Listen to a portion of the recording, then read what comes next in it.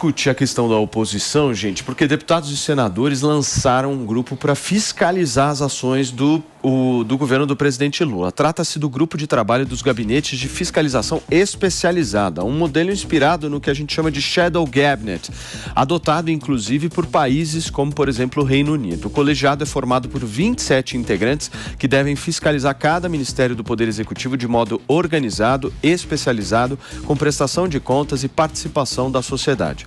Os parlamentares pretendem aperfeiçoar as políticas públicas e a integridade governamental a fim de formar uma agenda legislativa de governo que seja independente. Um belo modelo, né? De oposição de como deveria ser feito.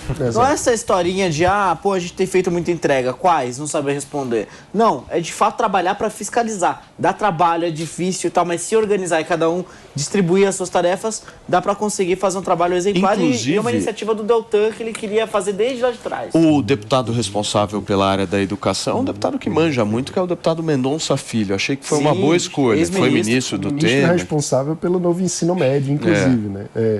Eu acho que é fundamental esse tipo de iniciativa. A oposição se faz com fiscalização e também com proposta. É preciso que a oposição tenha suas alternativas, inclusive para pressionar o governo, para aperfeiçoar o governo. Na democracia, o governo tem um papel e a oposição também tem papel. Essa história de passar o tempo viajando no exterior, de dizer, não, quando chegar a eleição a gente vê o que faz, isso é muito ruim, não é esse o papel da oposição na democracia. É justamente, é preciso fiscalizar, ter proposta, ter programa de governo, ter uma agenda concreta para o país. Então, fundamental essa iniciativa da oposição. Vamos acompanhar para ver também como que vai ser na prática, né? Porque de intenção o inferno também. A minha dúvida é o seguinte, meu querido Pablo Marçal, como é que a oposição consegue resistir aos cafezinhos palacianos?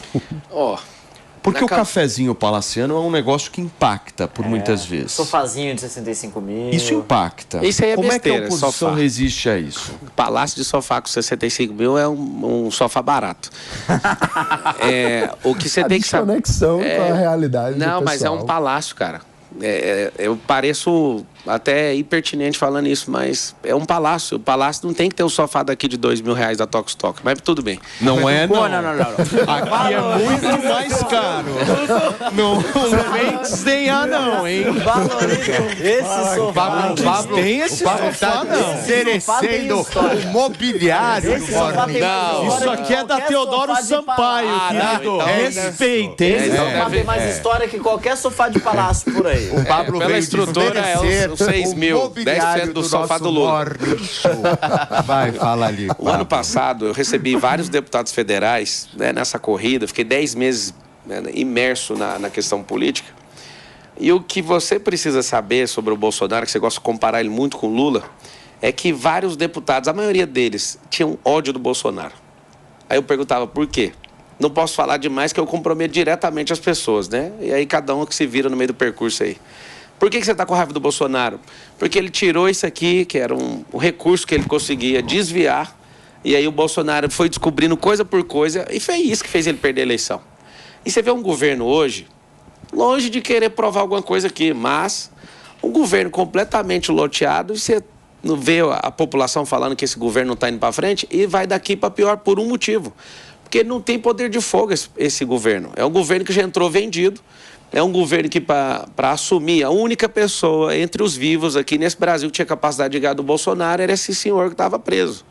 Então fizeram um colu. Por quê? Porque o Bolsonaro, de fato, fechou a torneira em todos os lugares.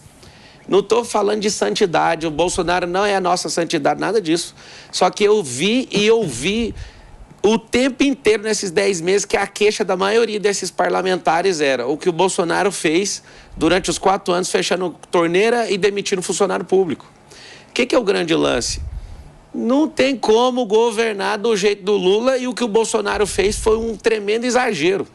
Porque a política, do jeito que ela é, ninguém vai mudar ela rapidamente. Ela vai ser mudada de forma paulatina. E querer usar do jeito que o Lula vai usar da política, que é entrando vendido, ele vai ficar o primeiro governo sem fazer nada. Pode ficar tranquilo que ele não vai fazer nada, não dá para fazer. Ele loteou e entregou tudo. O Bolsonaro fechou a torneira inteira. Os dois modos têm problema de governabilidade. Então, o que a gente pode esperar do governo Lula?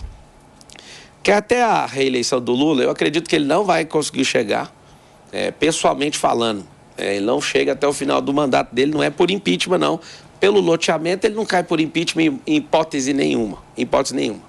Agora, a pessoa dele, a saúde dele, pelas informações que eu tenho, ele não consegue chegar nesse final desse governo. E o que a gente espera? Que novas pessoas se levantem, sei lá quem, mas que pessoas novas se levantem para fazer uma política diferente, não o radicalismo. Porque o radicalismo. E quem você acredita nesse levante? Quem pode vir? Eu acredito de verdade em gente que está sendo construída já há alguns anos. Gente que entende de cadeia de produtividade, gente que já veio de baixo, gente que conhece de escola pública, gente que é do povo. Você tem um nome? Tipo o Marçal, talvez. Esse aqui, ó. Esse aqui é... Não, tem várias lideranças políticas emergentes no Brasil e que eu vivo falando aqui todo dia. É importante mesmo, porque, de fato, uma das coisas mais que o Brasil mais precisa é de quadros políticos preparados. Renovação. Agora, deixa eu só te fazer uma... à esquerda e à direita, eu fiquei olhando para o Pablo, mas também fiquei olhando para você e vi que você ficou olhando para ele com uma cara, assim, eu quero entender um pouquinho o sentimento que você estava ao ouvir. Não, você sabe que eu respeito muito o Pablo, né? Eu respeito ele enquanto empreendedor, respeito ele, inclusive, enquanto ator político. Agora, ele é rico, ele veio de helicóptero. Não, agora... Não, eu sei que ele é rico pra caramba. Aqui a gente juntar tudo. Mas, não, eu tava dando risada porque tem coisas que, assim, eu realmente tento manter, não debochar, mas não tem como. Bolsonaro era tão anti-establishment, era tão anti-sistema e era tão austero e tão contra composições, conluios e afins, que o líder do governo dele, Fernando Bezerra, era o mesmo líder que foi no governo Dilma, era o mesmo líder que foi no governo Lula. O presidente do partido do Jair Messias Bolsonaro é também um ex-presidiário que foi preso no Mensalão, portanto...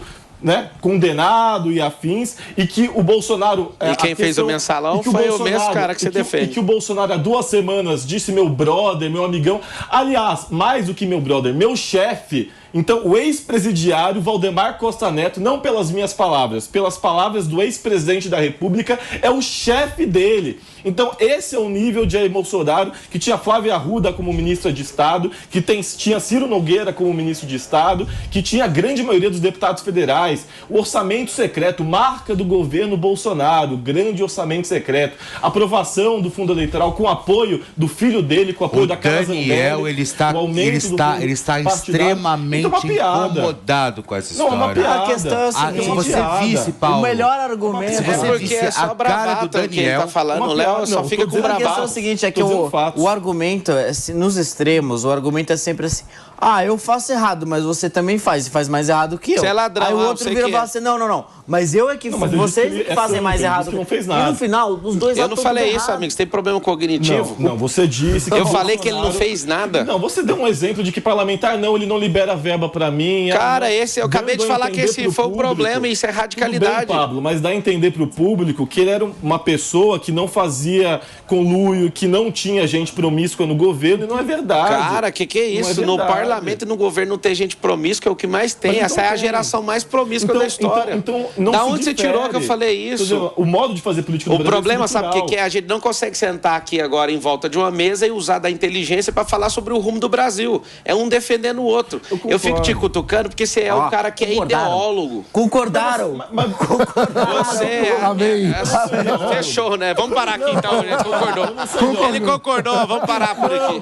Tem coisas que eu discordo, tanto que eu falei em relação a... Não, já consegui o que eu queria. Ouvi um comunista falar que concorda com alguma coisa de bem. Não, eu concordo com muita coisa. Eu acho que a gente não tem que fazer tanto a questão agora da oposição. Oposição por oposição. Vamos fazer o seguinte, fala uma coisa para gerar emprego aí, uma coisa direta assim. Vamos parar com ideologia, com axiologia, o candidato é uma sabatina. Não, sabe o que é? É porque você tem resposta para tudo, mas é muita prolixidade, cara. Mas eu acho a mesma coisa de você. Não faz nada. Vamos direto, pergunta para mim. Fala aí uma coisa.